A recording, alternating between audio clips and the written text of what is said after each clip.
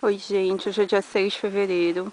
Foi a pior nevasca de todos os tempos. Olha o estado dos carros.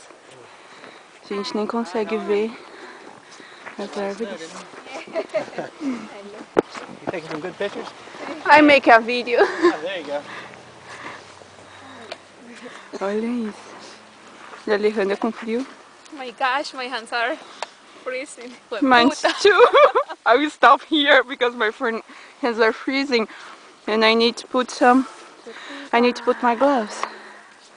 Olha. Tá lindo demais, mas é um saco não poder sair de casa.